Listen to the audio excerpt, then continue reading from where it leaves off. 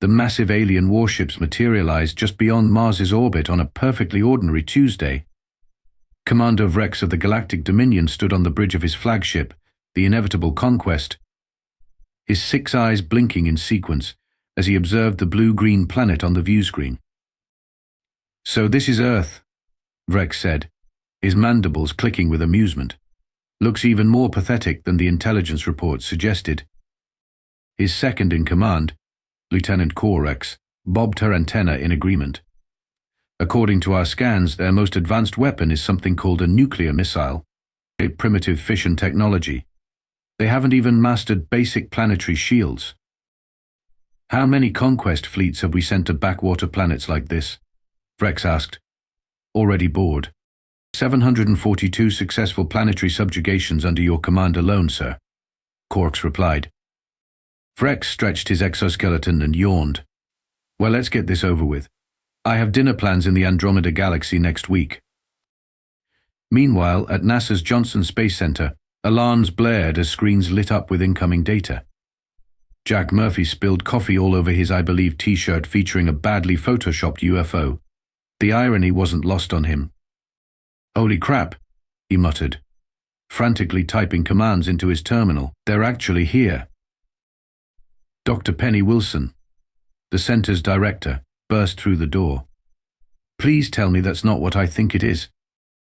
Jack gestured at the screen showing multiple massive objects decelerating into the solar system. "Unless Jupiter spontaneously decided to have 200 babies that look like giant metal squids. Yeah, it's exactly what you think it is." "How long?" Jack checked the calculations. "At their current speed, they'll reach Earth orbit in 6 hours. Penny grabbed the red phone on the wall. "This is Director Wilson. Initiate Protocol Omega. This is not a drill." She hung up and turned to Jack. "Get me everything you can on their tech, their weapons, anything." "And Jack?" "Yeah?" "Maybe change your shirt before the emergency briefing with the President." Back on the inevitable Conquest, Commander Vrex addressed his invasion force via holographic projection. Species designation, humans. Technology level, 2.3 on the galactic scale. Planetary threat assessment, negligible. Conquest difficulty, minimal. Vrex couldn't keep the boredom from his voice. Standard procedure, everyone. Orbital bombardment, neutralize military installations, accept their surrender, extract resources, enslave survivors, move on. We should be finished in time for last call at the Galactic Officers Club. The assembled alien soldiers, a motley collection of insectoids, reptilians and creatures that defied human classification, cheered half-heartedly. They'd done this hundreds of times before. None of them noticed the small, unassuming satellite that was silently scanning their fleet, transmitting data back to Jack Murphy's terminal, where he was developing the most audacious plan in human history. "You want Earth?" Jack muttered as he worked, a manic grin spreading across his face. "Come and get it." The alien armada spread across Earth's orbit like a metallic cancer, blocking out the stars. Commander Vrex sat in his command chair, one leg draped casually over the armrest. "Begin the standard attack pattern," he said with a yawn. "Target their military bases first, then major cities, then whatever passes for their government. The usual. Deploying planetary subjugation missiles now," Commander, Lieutenant Quarks announced.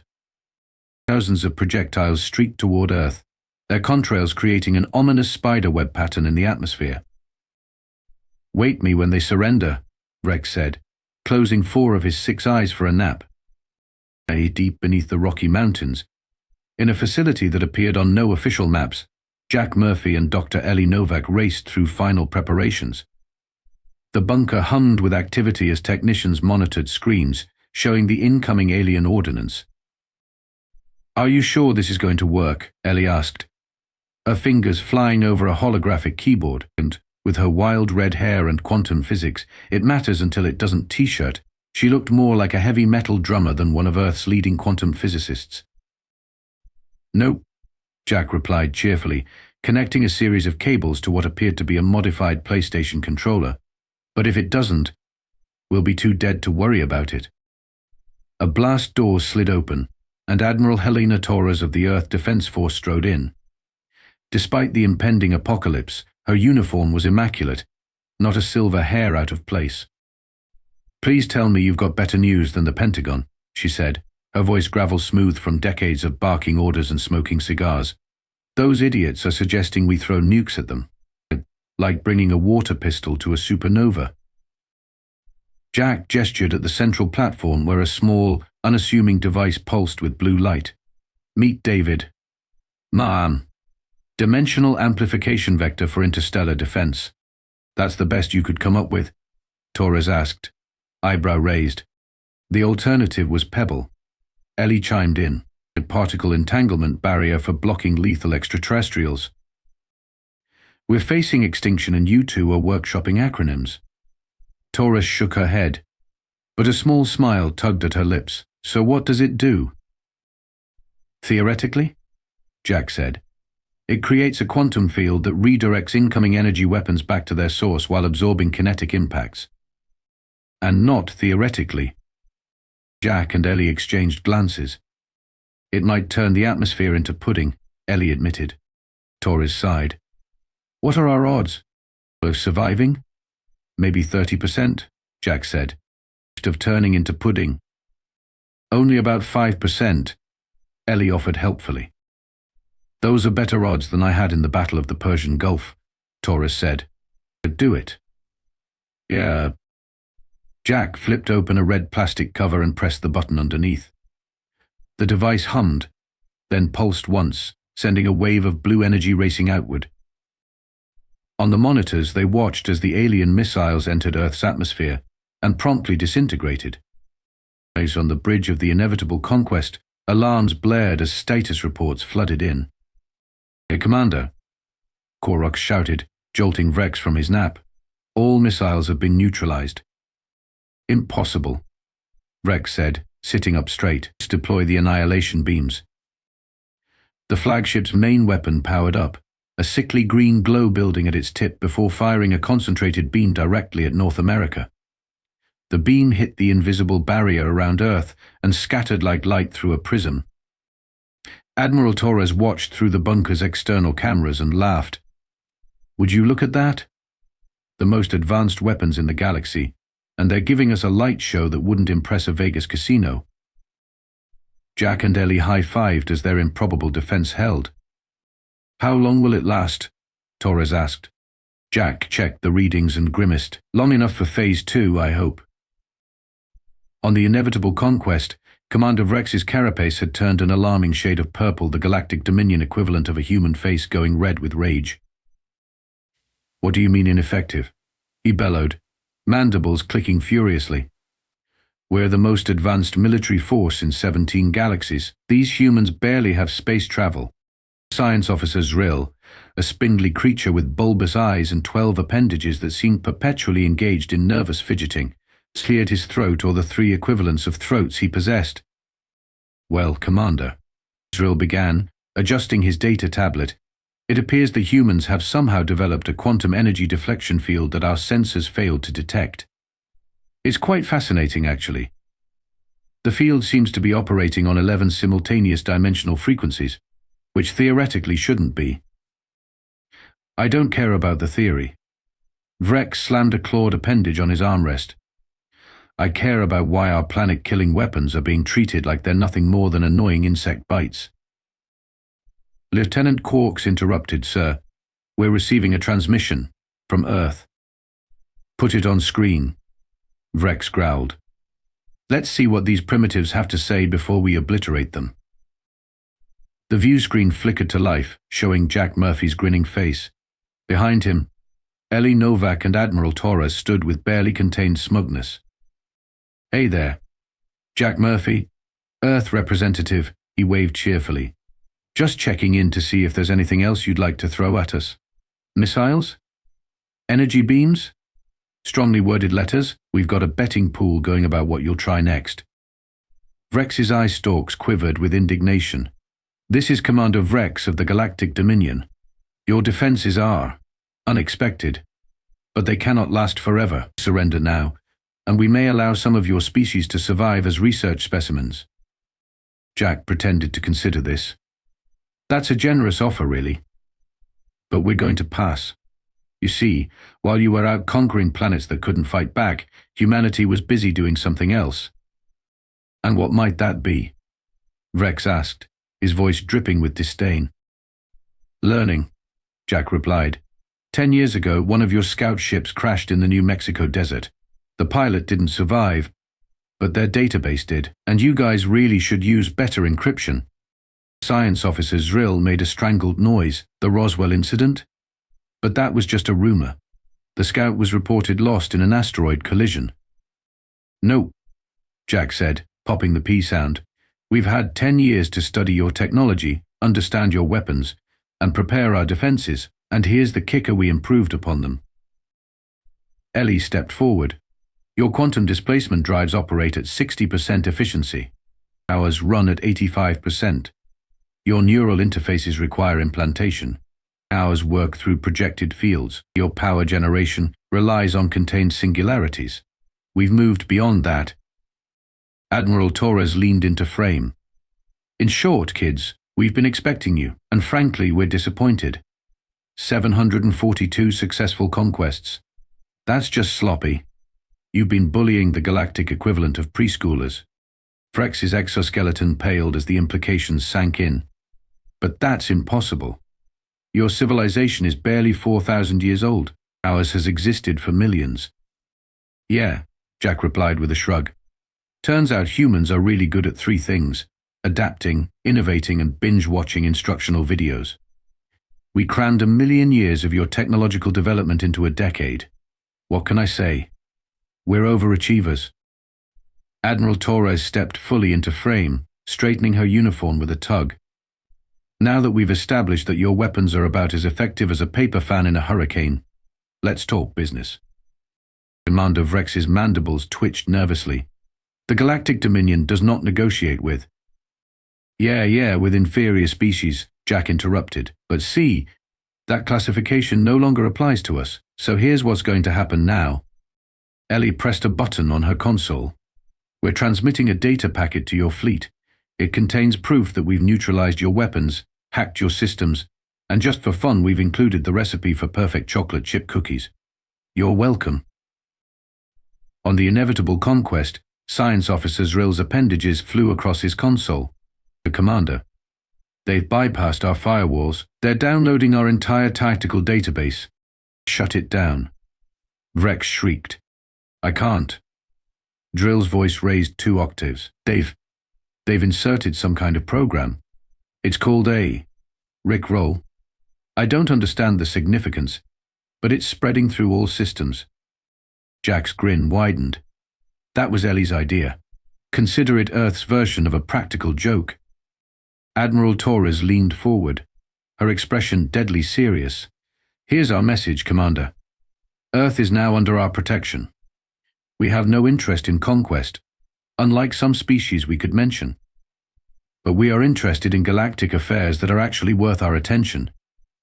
Meaning? Vrex asked, his voice barely above a whisper. Meaning, Torres continued, that you will return to your superiors and deliver these exact words. Now show us something worth our attention. Jack added, we've had enough of the cosmic equivalent of schoolyard bullies. If the Galactic Dominion wants to interact with Earth, bring your scientists, your philosophers, your artists, not your warmongers. And if we refuse? Vrex managed to ask. Ellie smiled sweetly. We've taken the liberty of uploading a simulation to your systems, showing exactly what would happen if you tried to attack again. Zrill, be a dear and run Program Earth Defense Omega. The alien science officer reluctantly activated the program. The bridge crew watched in horror as a simulation showed Earth's defenses not just repelling an attack, but redirecting it back to the fleet, vaporizing half the ships in seconds. That's impossible, Vrex stammered. Is it? Torres asked. Care to find out? The transmission cut off, leaving the alien bridge in stunned silence. 3 hours later, the galactic overlord Dronex's enormous holographic head filled the inevitable Conquest's bridge. His 16 eyes burned with fury as he glared down at the cowering Commander Vrex. You were defeated by primates? Dronex's voice boomed, shaking the ship's bulkheads. 742 successful conquests. And you failed against a species that still finds flatulence humorous.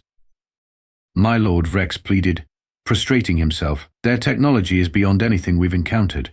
They've somehow leapfrogged centuries of development. Excuses. Dronex roared. Your rank is hereby reduced to sanitation technician, 3rd class. You will clean waste receptacles with your tongue until the suns burn out. Zrill cautiously raised an appendage. Supreme Overlord, if I may, the humans' message was unusual. They didn't demand surrender or reparations. They simply said, "Now show us something worth our attention." Dronex finished, his voice slightly less thunderous. Yes, I received their transmission. Directly. In my private quarters. Along with something called a meme involving a distracted boyfriend that I do not understand but find strangely compelling. The bridge fell silent.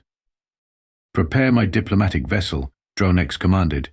I will handle these humans personally. The United Nations General Assembly had never seen anything quite like it. Galactic Overlord Dronex, 14 feet tall with tentacles that changed color based on his mood, currently a nervous mauve, squeezed his bulky frame into the human-sized chamber. Flanking him was Science Officer Zrill and a translator drone that looked suspiciously like a floating disco ball. On the human side, Jack Murphy fidgeted with his hastily acquired suit, while Dr. Ellie Novak reviewed data on her tablet. Admiral Torres sat ramrod straight, eyeing the alien delegation with professional skepticism. Greetings, Earth representatives, Dronex boomed, causing several windows to crack. The translator drone quickly adjusted his volume. Apologies, the drone said in a surprisingly soothing voice. The Supreme Overlord expresses his diplomatic salutations and hopes this meeting will result in mutual benefit rather than your species' extinction. Great start, Jack muttered. Admiral Torres leaned forward. We appreciate your prompt response to our message, Overlord Dronex. Though I must say, we expected it would take longer for someone of your stature to admit they were wrong about us. The translator hesitated before relaying this. Dronex's tentacles briefly flashed crimson before settling into a diplomatic purple. The Galactic Dominion recognizes strength, Dronex replied, somewhat more quietly. You have proven yours. We propose alliance instead of subjugation. Ellie snorted. Subjugation was never on the table, but we're curious what exactly does an alliance with the Galactic Dominion entail? Tax-free shopping at space malls? Discount coupons for intergalactic cruises? When this was translated, Zrill's appendages fluttered anxiously. Supreme Overlord, I believe the humans are employing their sarcasm again. Our cultural database indicates this is their primary form of communication. Dronex's eye stalk swiveled towards Jack. Is this accurate? Do all humans speak in this confusing manner? Jack grinned. Only on days ending in Y. The translator drone emitted a series of error beeps. Look, Admiral Torres interjected. Let's cut to the chase. You've spent millennia conquering worlds that couldn't fight back. You ran into one that could. And now you're reassessing your entire imperial strategy. Am I close? After translation, Dronex's tentacles drooped slightly. The Dominion has, perhaps, relied too heavily on military conquest. Your species has caused significant reflection. Reflection is good, Ellie said. Now let's talk about reparations for all those worlds you conquered. Dronex's entire body pulsed an alarmed orange. Reparations? Jack leaned back in his chair. Here's our proposal. You release the subjugated worlds from your control, establish a new democratic galactic council with equal representation, and we'll share some of our technological innovations. Impossible. Dronex thundered. The Dominion cannot simply abandon centuries of imperial structure. Why not? Jack asked. Earth restructured its entire global politics dozens of times throughout history. Sometimes all it takes is one good revolution, or in your case, one planet that you couldn't bully. The aliens conferred among themselves in hushed tones. There's something else you should understand about humans, Admiral Torres added. We hold grudges. And we have very long memories for species that threaten to enslave us. You really don't want to be on that list. Zrill whispered something to Dronex, whose tentacles gradually shifted to a contemplative blue. Perhaps we could discuss preliminary steps toward reform. Jack smiled. Now you're showing us something worth our attention. 3 months after the negotiations began, Jack, Ellie, and Admiral Torres found themselves aboard the Galactic Dominion's Central Command Station, a massive structure that resembled a cosmic jellyfish made of gleaming metal and pulsating energy fields. They were being given a tour by Zrill, who had been promoted to cultural ambassador following Vrex's demotion to cleaning waste receptacles. And this is our quantum computation center, Zrill explained, gesturing to a vast chamber filled with crystalline structures. It can process the equivalent of all human computational power in approximately 1 nanosecond. Ellie whistled. Impressive. Our David system would take at least 2 nanoseconds to do that. Zrill's appendages twitched excitedly. About your defensive technology. Our scientists have been analyzing the readings from the attempted invasion, and something doesn't quite add up. The energy signatures don't match any known quantum shield configuration. Jack and Ellie exchanged a quick glance that didn't go unnoticed by the perceptive alien. Is there something you haven't shared with us humans? Zrill asked. Admiral Torres sighed. We were hoping to maintain this particular advantage a bit longer, but I suppose there's no harm in telling you now that the reforms are underway. Telling me what? Zrill's eyes swiveled between the 3 humans. Jack cleared his throat. Our defensive technology, it wasn't exactly what we led you to believe. Ellie pulled up a diagram on her tablet. David was real, and it did create a defensive field, but it was only operating at about 15% capacity when your fleet attacked. Another couple of shots, and it would have failed completely. Zrill's appendages froze in shock. But the simulations, the data we received showing your ability to destroy our fleet. Completely fabricated, Jack admitted with a grin. We hacked your systems, yes, but mainly to insert false data. The whole we can redirect your weapons back at you thing? Pure bluff. You mean to tell me, Zrill said slowly, that the mighty Galactic Dominion was defeated by a trick? The oldest trick in the human book, Torres confirmed. If you can't win with strength, win with audacity. At that moment, Overlord Dronex floated into the chamber, his tentacles a calm blue. Ah, our human friends. The Council is assembled and waiting to formally invite Earth to join the newly reformed Galactic Alliance. Zrill quickly pulled the Overlord aside and whispered urgently. Dronex's tentacles cycled through a rainbow of colors before settling on an amused gold. You bluffed the entire Dominion? Dronex's voice held a note of respect rather than anger. Jack shrugged. It's what humans do. We've been bluffing our way through history for thousands of years. Sometimes it works, sometimes it doesn't. This time it did. But why reveal this now? Dronex asked. Because true allies don't keep secrets, Admiral Torres said, and because we want you to understand what you're getting with humans as partners.